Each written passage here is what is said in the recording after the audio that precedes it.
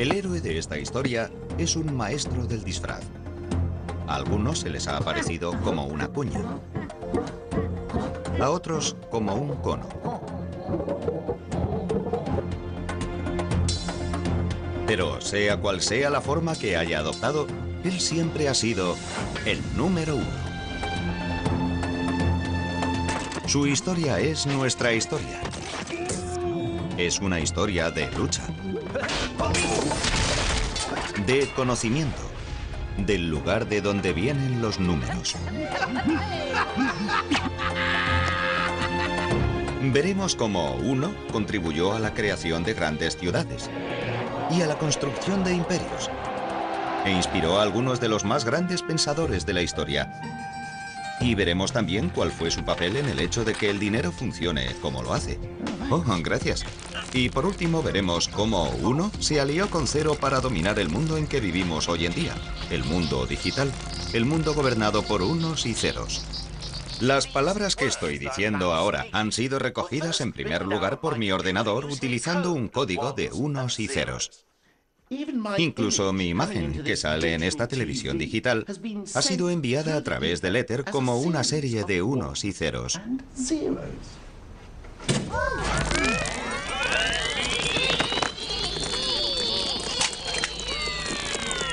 Pero, ¿cómo han llegado estos dos dígitos a dominar el mundo?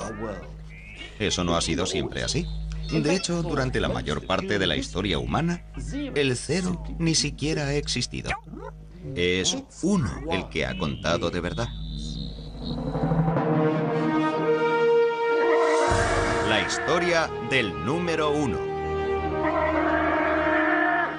¿De dónde venía uno? Bueno, esta historia empieza en los albores de los tiempos. Hace 3.042.059 años, el primer primitivo uno salió reptando de aquel caldo primigenio para vivir en tierra firme.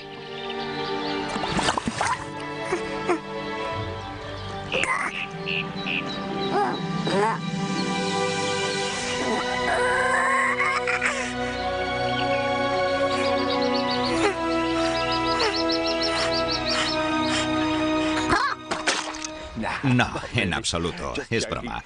De hecho, los orígenes del uno están envueltos en misterio. Un misterio que solo nuestros más primitivos antepasados podrían resolver.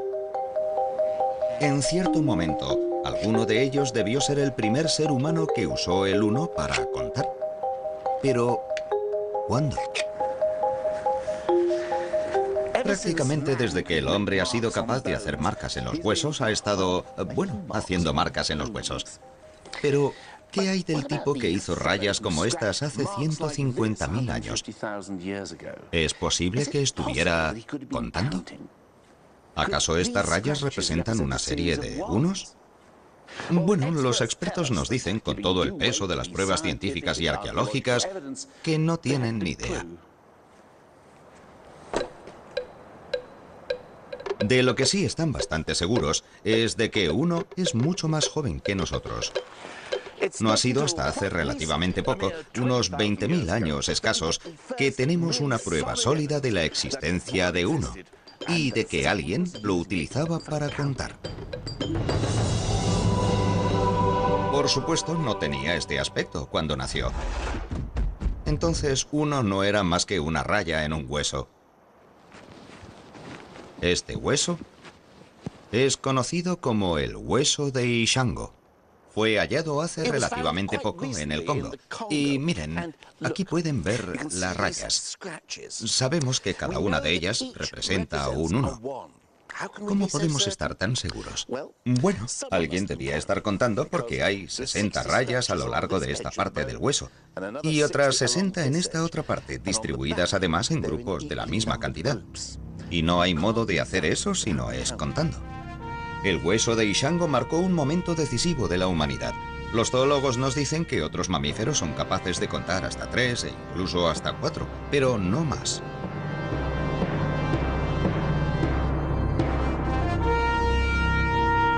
Al convertir el 1 en una raya, Nuestros primeros ancestros podían contar hasta 4, 5 y 6 si realmente eran tipos listos. De hecho, podían contar tantos unos como quisieran.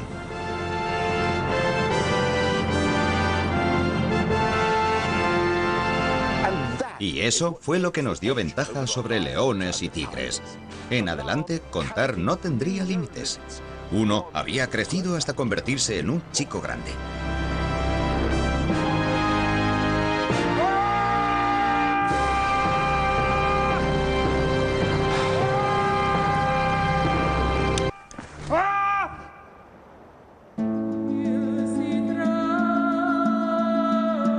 Mientras tanto, los humanos estaban empezando a mudarse, y eso iba a cambiar la historia de uno para siempre.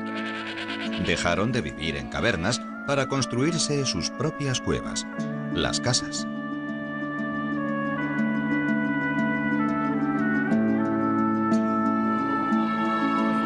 El siguiente acontecimiento importante en la vida de uno iba a suceder en la antigua civilización de Sumer. Aquí, en el Próximo Oriente, hace alrededor de 4000. Bueno, ahí lo tienen. En aquella época, los sumerios decidieron darle a uno su independencia. Dejaron de representarlo haciendo rayas en un hueso y lo liberaron, representándolo como una ficha. Esta transformación cambió no solo la vida de uno, sino también el curso de la historia.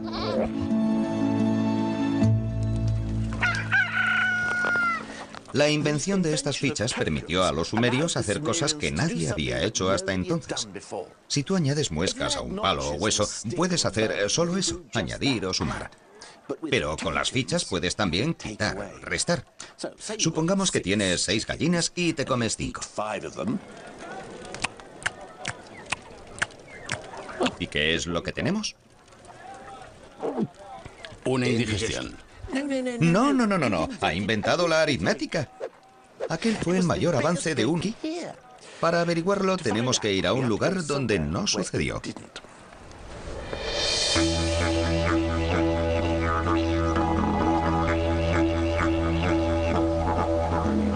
Conozcan a los Walpiri, de la Australia Central.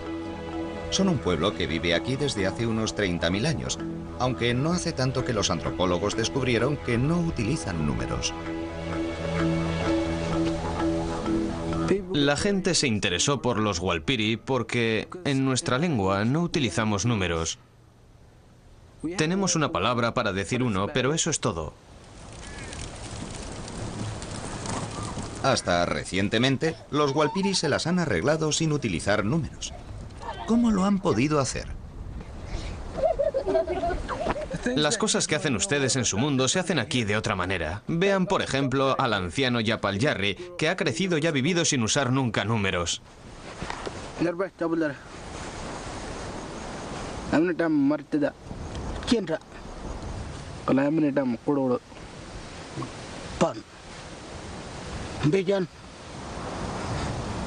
Yapal Jarri nombra a todos sus nietos.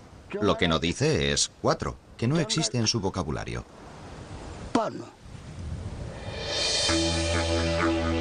Los más viejos de los Walpiri no hablan de los momentos del día en términos exactos, sino de la posición del sol.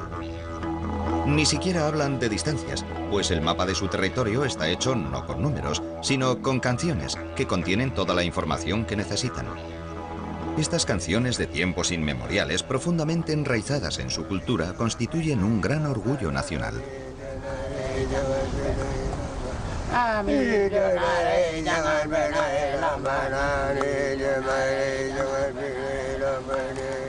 El hecho es que tradicionalmente los Walpiri no han necesitado realmente un sistema numérico, y mucho menos la aritmética. Pero, ¿por qué en la otra punta del mundo, hace 6000 años, las gentes de Sumer sintieron la necesidad de convertir a uno en una ficha e inventar las matemáticas?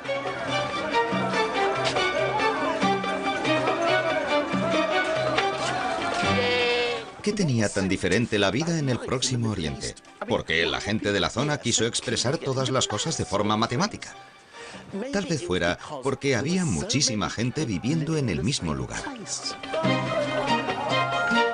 A diferencia de los Walpiri, los sumerios vivían en ciudades, y las ciudades exigen organización.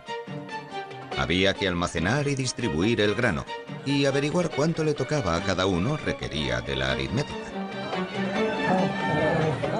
Por eso los sumerios convirtieron a uno en fichas en forma de cono.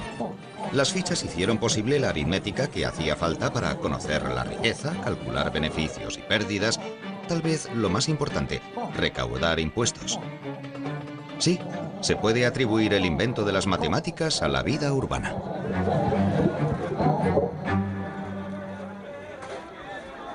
La habilidad de practicar la aritmética no fue lo único que los sumerios necesitaron en su vida urbana. También debían ser capaces de llevar un registro continuo de sus cálculos. Pero el caso es que la escritura no se había inventado aún, y parece que fueron los números las primeras cosas que se escribieron.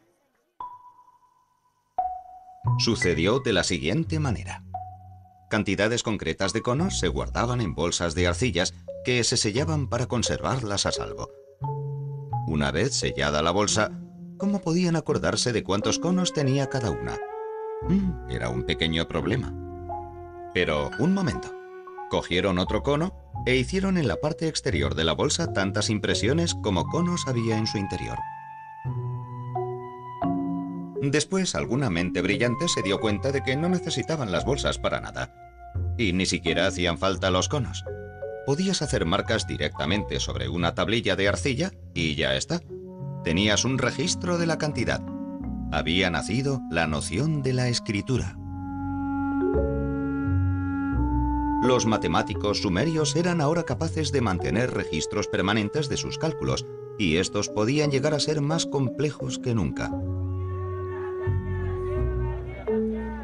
Solo unos pocos elegidos, a los que se entrenaba desde la infancia, eran iniciados en los misterios de los números. Llegaron a ser una élite poderosa y muy bien pagada, a la que aún hoy rendimos homenaje. Eso es, el gran legado de los sumerios al mundo fue el contable.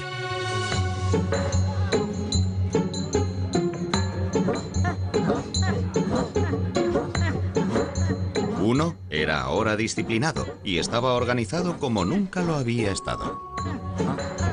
Se convirtió en una poderosa herramienta.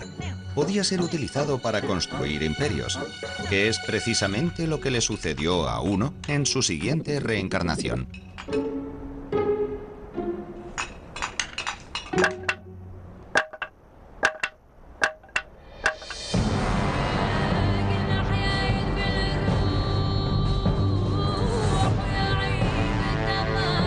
En manos de los sumerios, Uno había llegado a ser parte de un complejo sistema de cómputo.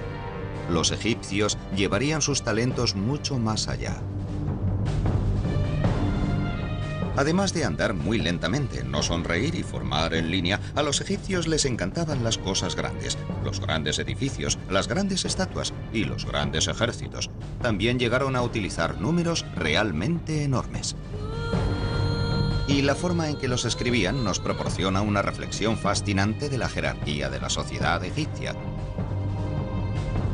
Primero estaban los números de los trabajos y tareas cotidianas. 1 era una simple línea sin adorno alguno. 10 era una cuerda. Y 100 un rollo de cuerda. Todos humildes números del trabajo diario. Pero a continuación venían los números de los aristócratas, números para impresionar. 1000 se representaba con un loto, que es el símbolo del placer. 10.000 era un dedo autoritario. Y por fin llegaba el número de los faraones, aquel con el que los sumerios ni siquiera llegaron a soñar. 1.000.000, el tipo de número que solamente un faraón podía necesitar para contar a sus prisioneros.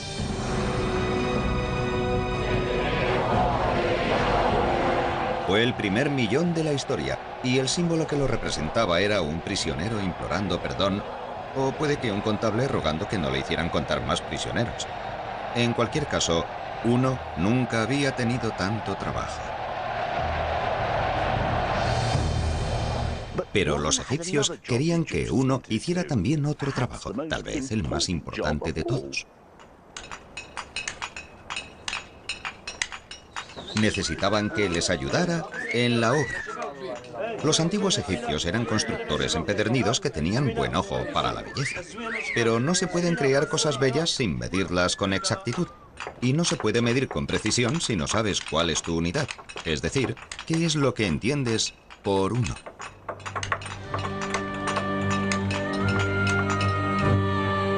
Tratando de resolver este problema, los egipcios harían algo que nadie había hecho antes. Definieron su propia versión de uno. Y la basaron en la longitud del brazo de un hombre contada del codo a la punta de los dedos, más la anchura de la palma. Uno era ahora conocido como el codo, la medida de todas las cosas, el soberano indiscutible.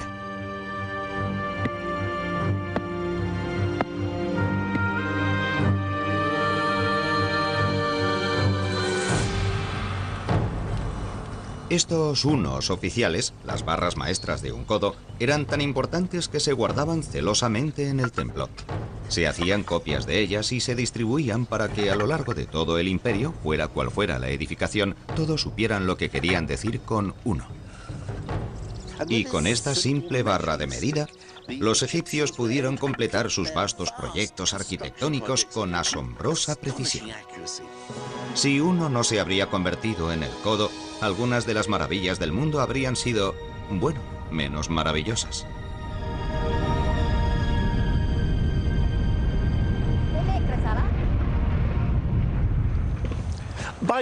Haciendo que uno pasara de contar cosas a medirlas, los antiguos egipcios no solo inauguraron todo un nuevo mundo de trajes a medida y moquetas ajustadas, sino que también hicieron de uno la medida de todas las cosas. Uno se había convertido en soberano, pero su destino iba a ser aún más especial. Se iba a convertir en la esencia del universo.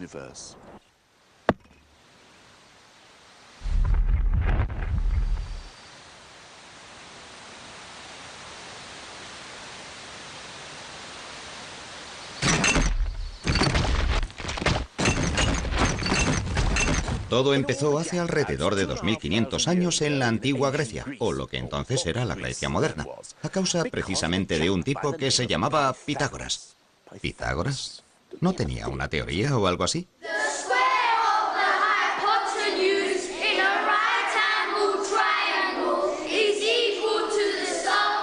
Eso es, el teorema de Pitágoras.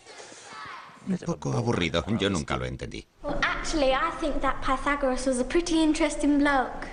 ¿Ah, sí? He had a school in which all his pupils had to give up their worldly possessions, eat only vegetables, and swear never to touch beans. ¿Cómo se explica eso? Pythagoras believed that when you fart, a bit of your soul escaped. Es asombroso qué cosas se aprenden hoy en la escuela. Es verdad que Pitágoras era un poco, bueno, raro, por decirlo de alguna manera suave.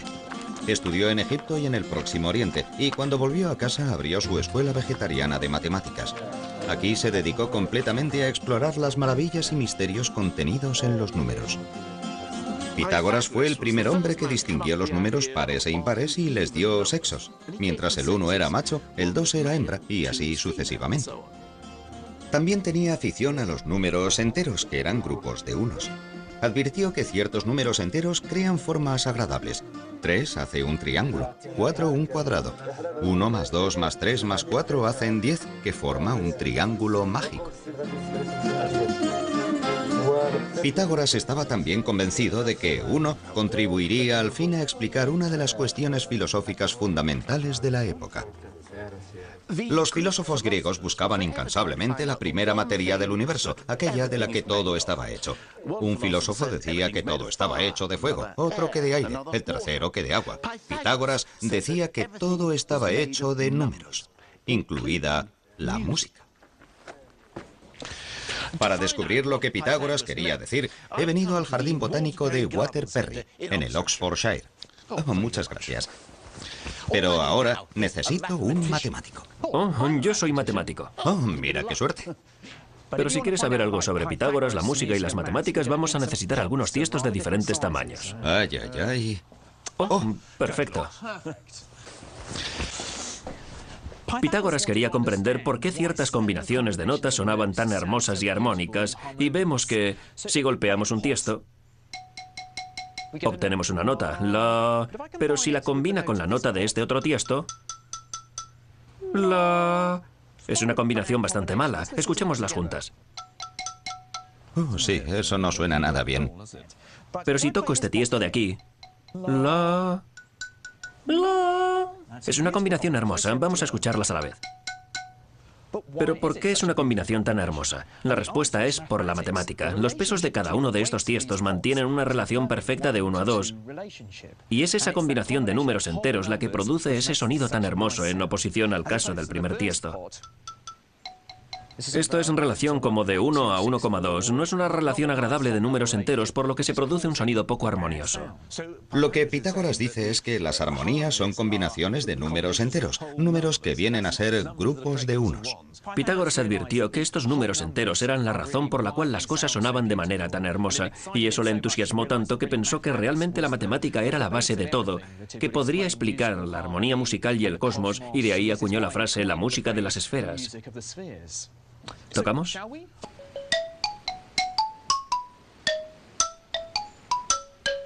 Si la belleza de la música se basaba en números enteros, Pitágoras pensó que lo mismo sucedería con todo lo demás.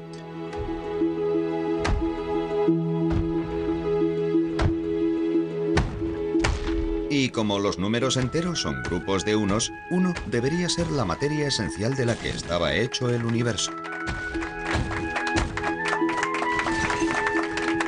El uno nunca había sido tan admirado. Pero en última instancia, todo el sistema de creencias de Pitágoras estaba condenado al fracaso. E irónicamente, fue el triángulo que lo hizo famoso el que probaría su error.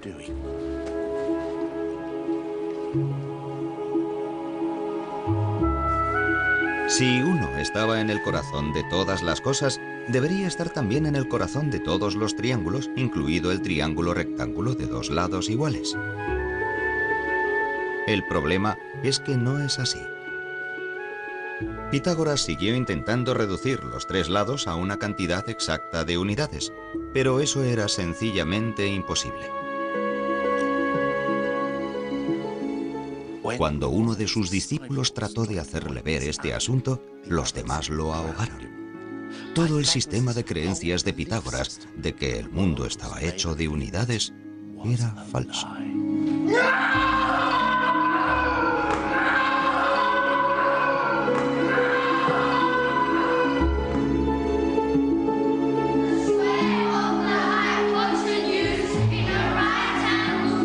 Pobre Pitágoras, que fue derrotado por su propia y más querida forma geométrica.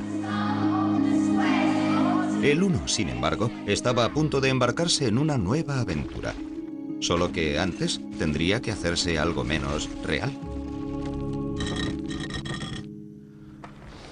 Como todos los humanos anteriores a él, Pitágoras no concebía los números si no representaban cosas reales. Un 1 no era un 1 si no se refería a una silla, o un paso, o un presentador de televisión.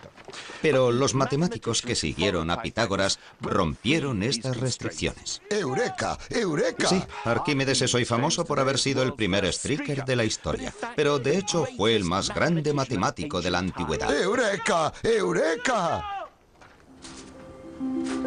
A Arquímedes le encantaba jugar con los números y llevó a las matemáticas al reino de lo inimaginable porque en esos juegos permitió que los números hicieran cosas imposibles, como calcular cuántos granos de arena harían falta para llenar el universo.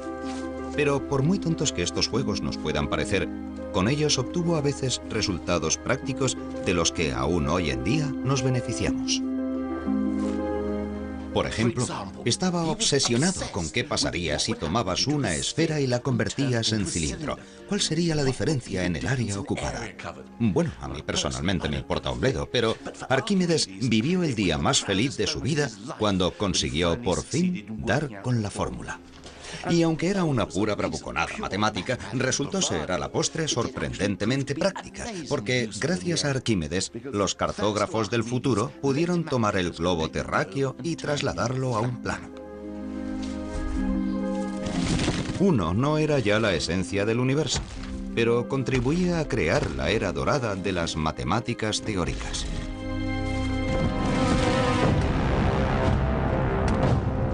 Pero una nueva fuerza se estaba extendiendo por el mundo, y uno estaba a punto de ser dominado por un pueblo que tenía obsesiones muy diferentes.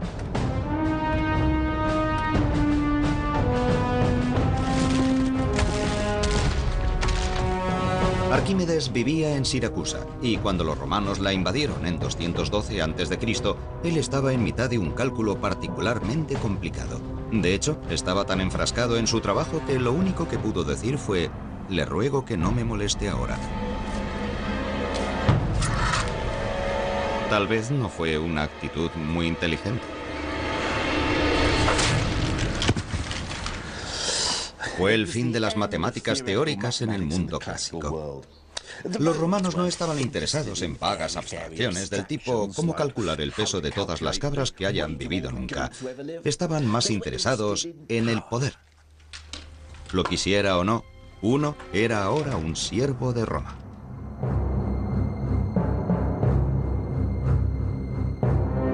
Debía abandonar el vertiginoso mundo de las matemáticas abstractas y centrarse en preocupaciones más prácticas.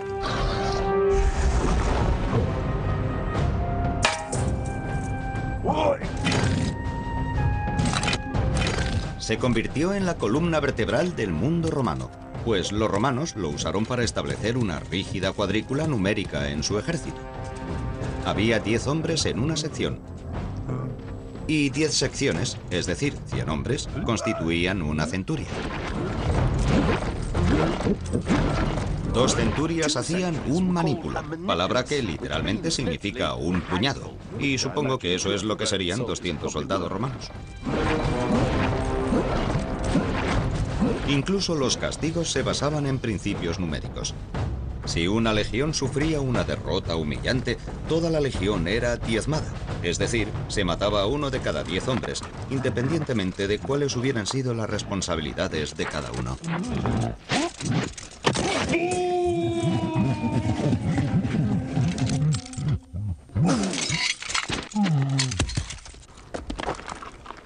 El gran objetivo del mundo romano era mantener las cosas en funcionamiento. Las matemáticas teóricas no iban con ellos. Y, desde luego, no me extraña nada, porque los números romanos no facilitan precisamente las cosas, ¿no? Míralos. No son más que una versión más elaborada de las viejas muescas en los huesos, y la única sofisticación venían a ser nuevos símbolos para los números cada vez menos manejables. V para el 5, X para el 10, C para el 100, hasta llegar al símbolo del millón. Pero esto sigue siendo un simple sistema de cómputo que viene muy bien para grabar inscripciones en las tumbas, pero no resulta muy útil para las complicaciones de las matemáticas teóricas. Por ejemplo, intenten escribir 1000 millones de esa manera. Yo lo he hecho y con los números modernos me ha llevado 8 segundos. En números romanos llevaría unos 16 minutos. No resulta sorprendente, por tanto, que los números romanos no se utilizaron para hacer cálculos. Para ello, había que valerse de una tabla de cómputo, una primitiva versión del ábaco.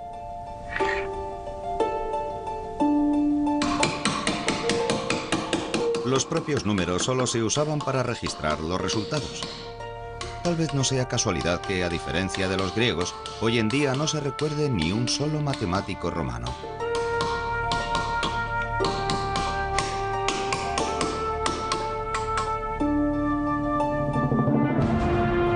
Con la extensión del poder romano, se difundió también su sistema numérico.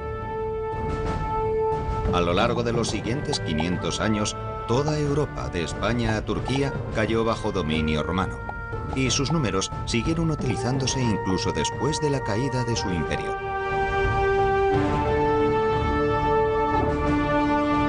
Pero aunque el sistema romano parecía indestructible, no lo era.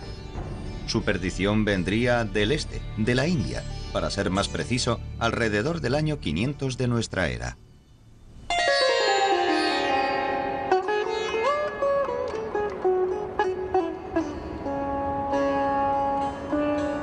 Uno tenía un primo indio que durante un tiempo estuvo viviendo en una atmósfera algo más enrarecida.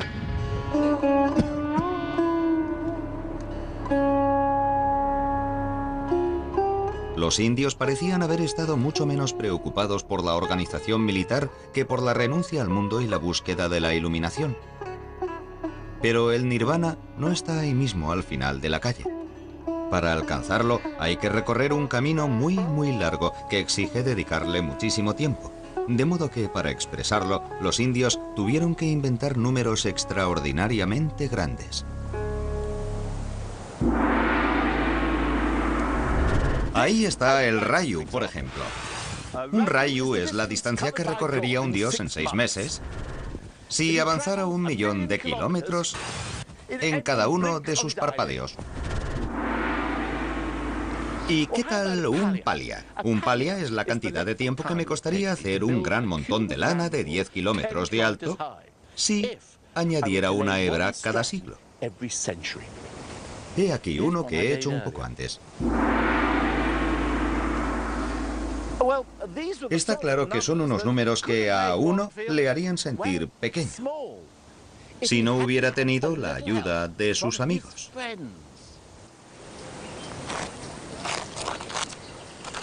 A diferencia de los romanos, los indios maquinaron un sistema que podía arreglárselas con números vastísimos. Desarrollaron un símbolo diferente para cada cifra del 1 al 9. 1, 2, 3.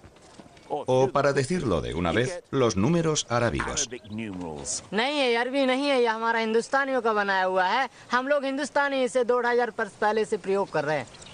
La verdad es que tiene razón. Los números que utilizamos actualmente se llaman arábigos, pero de hecho nacieron aquí, en la India, en fecha tan temprana como el 500 después de Cristo. Pero hace alrededor de 1500 años, o algo más si están viendo una reposición de este programa, a alguien se le ocurrió una idea estupenda, increíble y extraordinaria. La mayor revolución que se había producido en los números desde que los sumerios inventaron las matemáticas. Un invento que cambiaría el mundo. Inventaron un número completamente nuevo. Y es aquí, en este diminuto templo de 11 siglos de antigüedad en Gwalior, en el norte de la India, donde se encuentra este nuevo número. Y después de recorrer 6.500 kilómetros, por fin voy a verlo.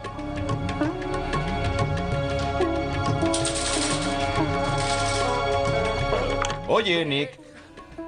Está cerrado.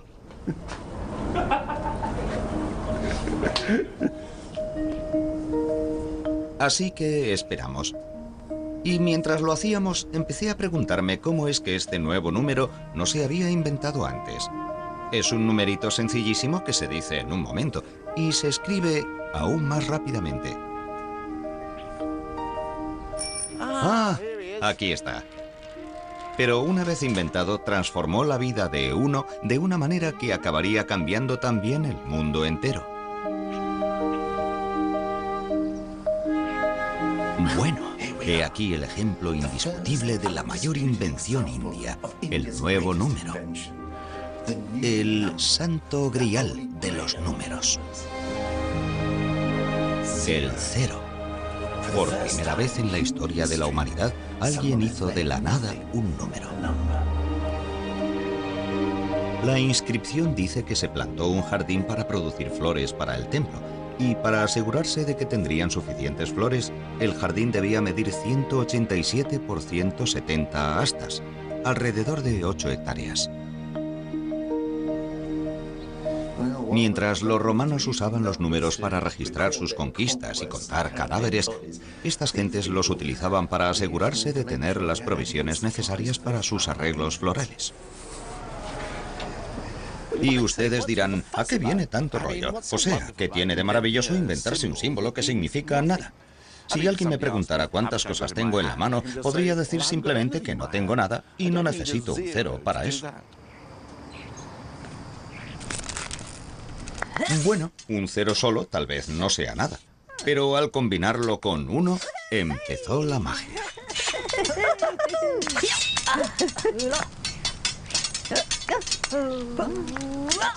Y cuando a ellos se unió el resto de la tropa, los resultados fueron espectaculares. Con solo 10 dígitos, los indios podían hacer números infinitamente grandes e infinitamente pequeños. Los romanos no podían hacer esto. Uno había encontrado en Cero a su compañero ideal, y este fue un emparejamiento que habría de cambiar el mundo. Con la ayuda del resto del equipo, permitieron a la ciencia india avanzar extraordinariamente. Los astrónomos indios, por ejemplo, llevaban siglos de ventaja a los del mundo cristiano.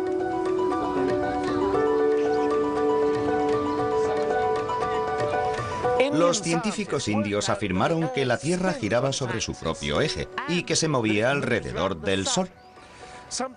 Algo que en Europa Copérnico no averiguaría hasta 1000 años más tarde. Los científicos indios también calcularon el diámetro del globo terráqueo y se equivocaron en menos de un 1% del que realmente es. Todo eso fue posible gracias a la participación de 1, 0 y el resto de la tropa de números. Fueron una gran sensación y su fama se extendió rápidamente por toda la Tierra. Antes o después se iba a producir un conflicto con los números romanos. Pero por ahora, 1, 0 y sus amigos se abrieron camino a través de los desiertos de Arabia para conquistar una de las sociedades más sofisticadas de la época en lo que hoy es Irak.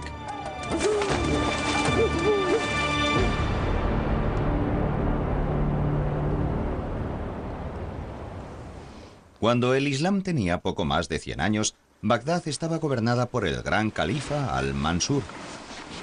El califa quería que su pueblo viviera de acuerdo con el Corán, para lo que instituyó tribunales y jueces que aplicaran la ley del profeta.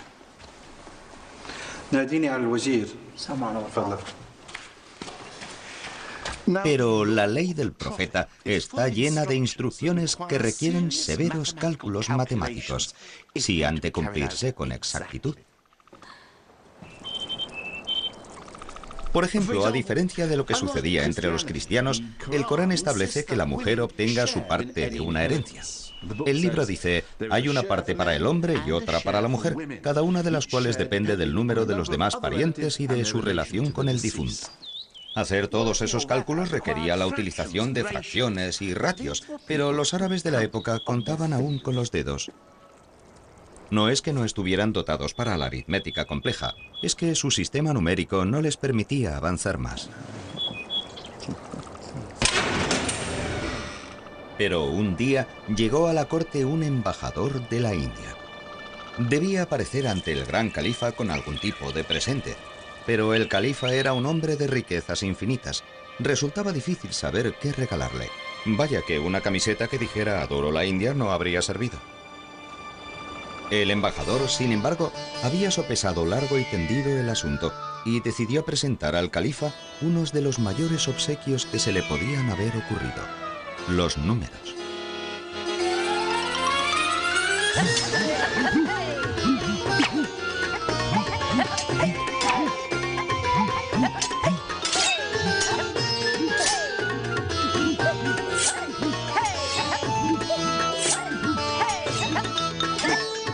La verdad es que no sabemos exactamente cómo el mundo islámico llegó a adoptar los números indios, pero la historia del embajador es mi favorita.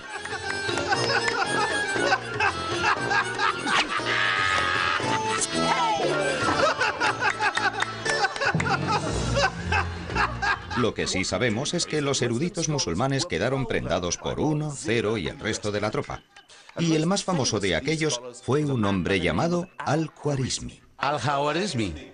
Al-Khwarizmi. ¿Khwarizmi? Al-Khwarizmi. Al-Khwarizmi. Eso es.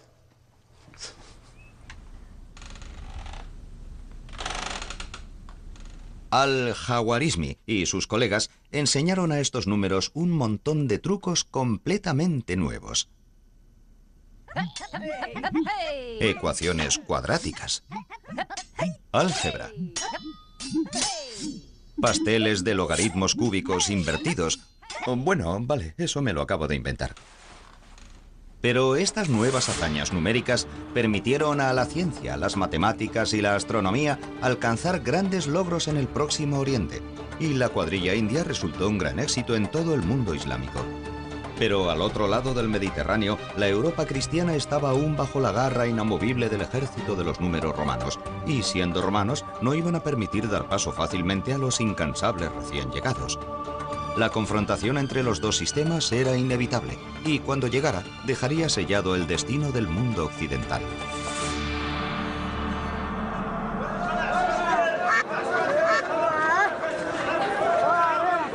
El principio del fin de los números romanos empezó en las costas del norte de África.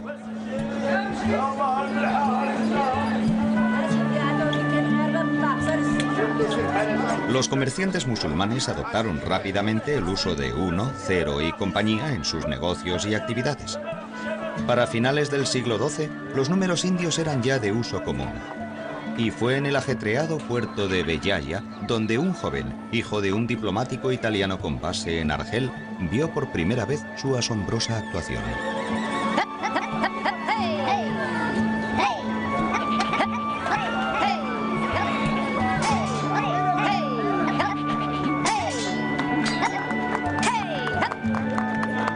Cuando llegué a introducirme en el arte de los 9 símbolos de los indios, su conocimiento me satisfizo más que cualquier otra cosa en el mundo, y llegué a comprenderlo bien.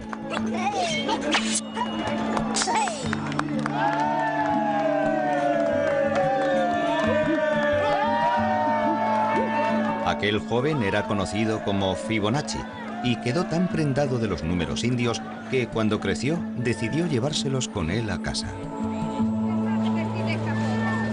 En 1202, Fibonacci escribió un libro sobre el cálculo llamado, el libro del cálculo.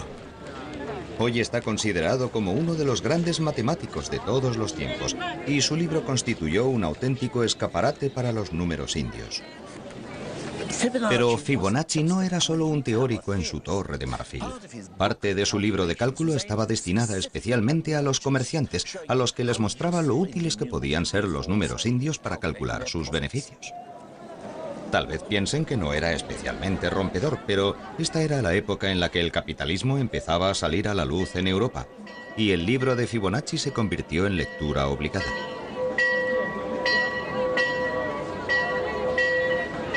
Por desgracia, la gente corriente se encontraba cómoda con los viejos números.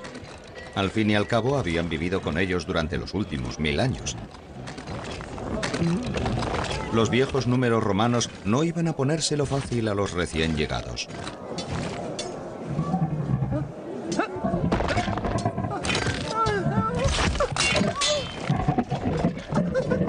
Y no era solo una cuestión de tradición. El cliente o comprador medio tenía algunas buenas razones para preferir el sistema antiguo. Por ejemplo, muchas ciudades italianas tenían su propia moneda en la Edad Media, de modo que cada vez que me encontraba en una nueva ciudad o en un nuevo plató con sus extras convenientemente disfrazados, como es el caso, tenía que acudir al banco o banca del cambista. Una banca era una mesa de contable, poco más que un ábaco con fichas en vez de avalorios. Los hombres que operaban con ellos, los banqueros, debían prestar un juramento de no engañar a sus clientes. Y si los magistrados descubrían que alguno engañaba a los clientes, venían y le rompían la banca en la que trabajaba. De donde procede la expresión bancarrota, que aún usamos hoy en día. Hola. ¿Cuánto me da por esto? En este momento está contando. Es tranquilizador comprobar que está utilizando números familiares, que son, por supuesto, los números romanos. Y está usando este ábaco, de modo que al menos veo lo que está haciendo. Eso es lo que voy a recibir, ¿no? Muy bien, muchas gracias. Ha sido un placer hacer negocios con usted. Pero, ¿qué pasaría si fuera donde uno de esos chicos listos que usan los nuevos números indios? Hola. ¿Cuánto me va a dar por esto?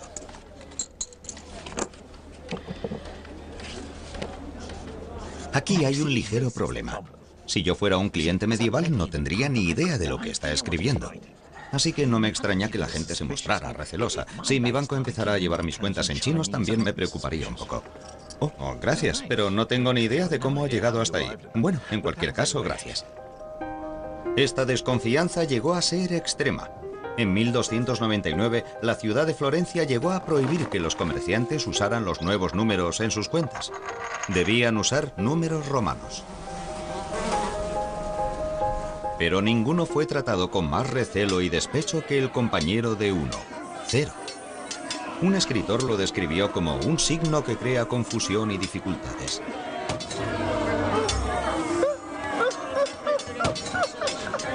A 0 se le llamó cifra y se le consideraba tan sospechoso que esta palabra acabó definiendo el modo de hacer códigos secretos, de donde viene cifrar y descifrar. Pero el viejo sistema tenía los días contados, y supongo que puede culparse de ello a la secular codicia humana. Los tradicionalistas que se aferraban al ábaco y a los números romanos nunca habían tenido que calcular intereses sobre préstamos, porque la Iglesia Católica decía que cargar interés sobre el préstamo era pecado. Se llamaba usura. Pero cuando llegó la Reforma, las iglesias protestantes se mostraron más comprensivas con los negocios, y las antiguas objeciones cristianas contra el capitalismo parecieron desaparecer. De modo que en este nuevo ambiente de préstamo e interés, ¿cuál de los dos sistemas se revelaría como más eficaz? ¿Los números romanos o el ábaco?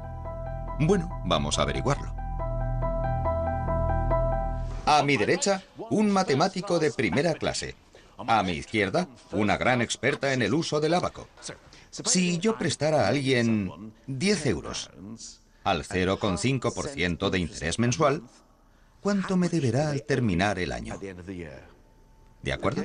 ¿Preparados? ¿Listos? ¡Ya! Kimi se dedica al ábaco desde que tenía 15 años y está usando un moderno modelo Soroban, pero tal como se hacía en el siglo XVI, va redondeando sus números a las décimas y centésimas más cercanas. Esperemos que le salga todo redondo. Marcus utiliza lápiz y papel y trabaja sobre una cuadrícula de decimales. Vive en el norte de Londres con su encantadora esposa Shani y 3 hijos adorables. No es grande, pero es inteligente. Ah, parece que Kimi tiene una respuesta. Sí. ¿Cuál es tu respuesta? 10,60. 10,60. De modo que el interés compuesto a un año es de 10 euros con 60 y parece que el ábaco lo ha resuelto con más rapidez que el matemático. Bueno, yo no quisiera amargaros la fiesta, pero creo que esa respuesta está equivocada. Mi resultado es de 10,61,677766403 para ser exactos. He tenido en cuenta el resto del interés, que es muy poco cada mes, pero suma algo. De modo que me sale ese 1,6 de más. Para el hombre de negocios medieval, esa podía ser la diferencia entre poder ganarse la vida o no. Tal vez sea por eso que el individuo que maneja el ábaco parezca tan desgraciado. A medida que el capitalismo ganaba respetabilidad, el cálculo del interés simple y compuesto se convirtió en imprescindible para cualquier comerciante respetable. Y para llevarlo a cabo, incluso con el ábaco, el viejo sistema romano no podía competir con los números indios. Así que siglos después de que Fibonacci los trajera a Europa, los números indios, al final, desplazaron a los pesados y torpes números romanos. Eran rápidos y versátiles, y con 1 y 0 como líderes, mucho mejores en el trabajo de equipo.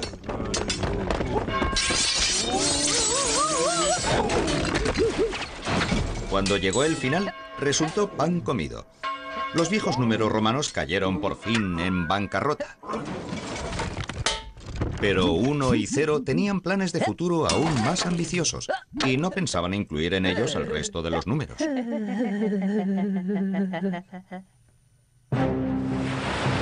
Mientras tanto, la tropa completa de los números indios había conquistado el mundo occidental.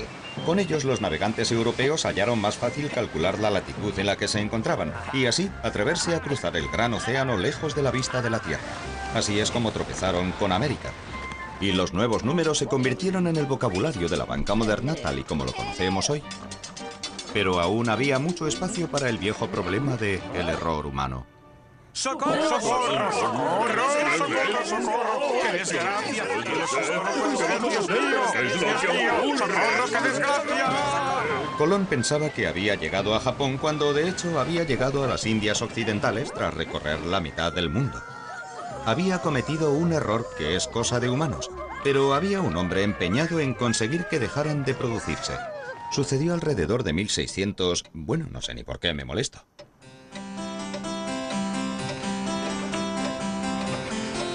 Gottfried Wilhelm Leibniz fue uno de los grandes matemáticos de todos los tiempos, que estuvo decidido a librar a la humanidad de la maldición del error humano.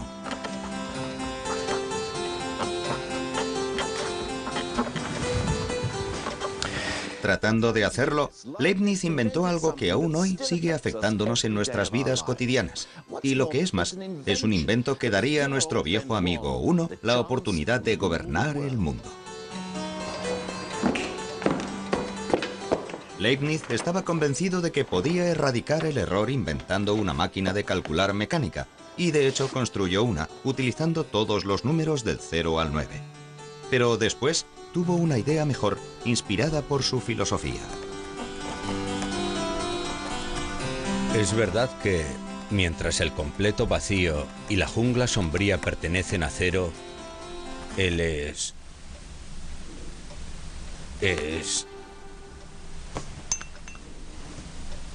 Espíritu de Dios y su luz pertenecen al Todopoderoso 1. En otras palabras, y parafraseando a Leibniz muy libremente, el universo es una especie de queso de Gruyère, cosa que algunos habíamos sospechado durante años. En él, los agujeros son tan importantes como el propio queso, de modo que para construir el mundo necesitamos tanto algo, el viejo número 1, como montones de nada, que es donde el 0 entra en acción.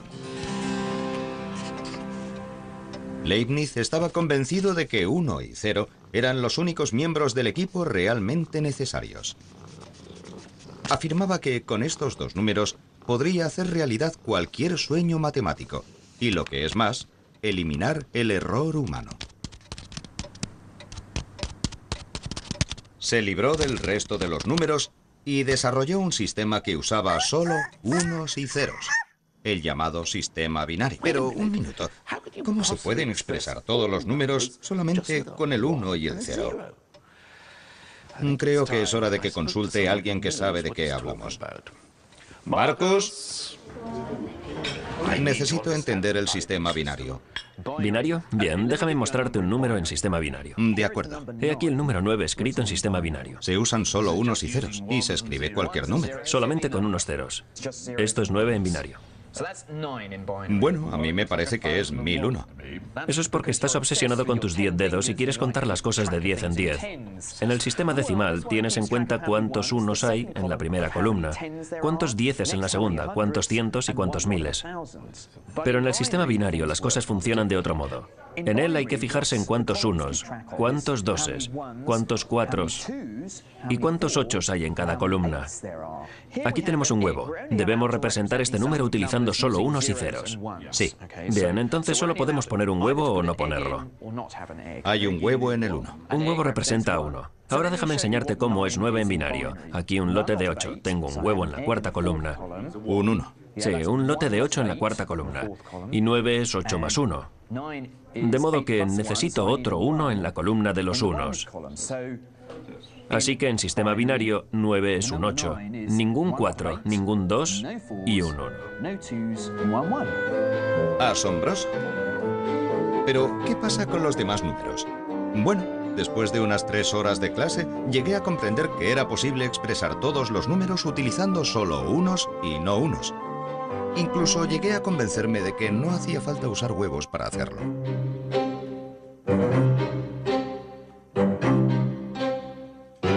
Es un tipo de sistema mecánico. Es muy mecánico el sistema de añadir unos y ceros y por eso es perfecto para una máquina, porque a la máquina no le importa lo largo que pueda llegar a ser el número. Puede arreglárselas con números larguísimos, mientras que nosotros no podemos hacerlo. Lo interesante es que es una forma muy eficiente de sumar números y por eso a las máquinas les encanta poner los números en sistema binario. Y Leibniz diseñó una máquina binaria exactamente de ese tipo. Solo que él utilizó bolas de metal que caían sobre ranuras y no huevos y hueveras. En adelante, los errores serían cosa del pasado. Parecía que la era digital podía empezar ya a conquistar el mundo. Desgraciadamente, nunca la construyó.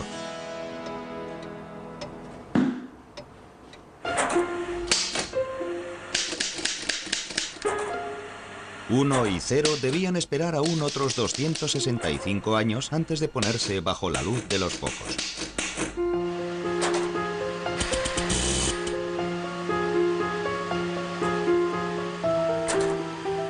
He aquí Colossus, el primer ordenador de funcionamiento binario del mundo. Es el sueño de Leibniz hecho realidad. Pero en vez de dejar caer bolas metálicas en ranuras, Colossus es una máquina electrónica. Aquí, 1 y 0, algo y nada, han acabado estando en su elemento como corrientes eléctricas, encendido y apagado. Colossus se creó en la Segunda Guerra Mundial y se instaló aquí, en el centro de decodificación de Bletchley Park.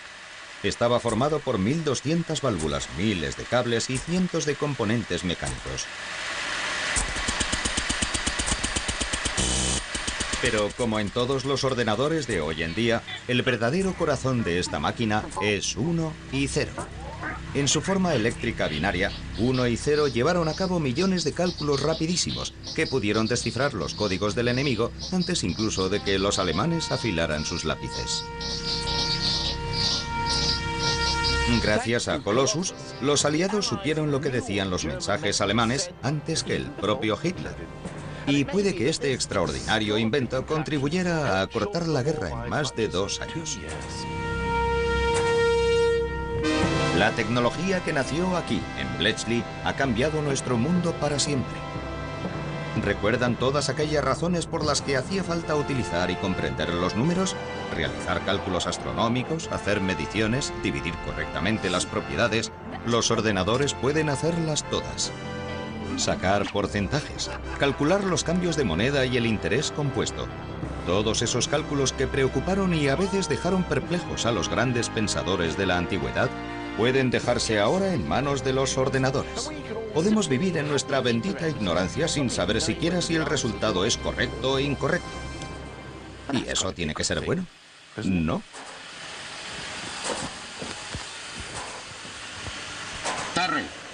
Terry, ¿dónde vas, Terry? ¿No me vas a dejar aquí? ¿No, Terry? ¡Terry!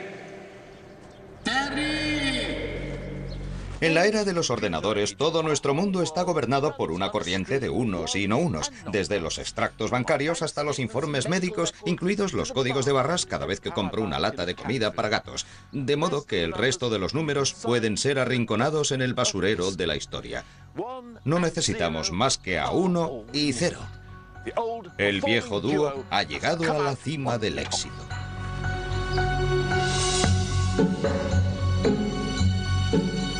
Esperamos poder controlar a estos pequeñajos.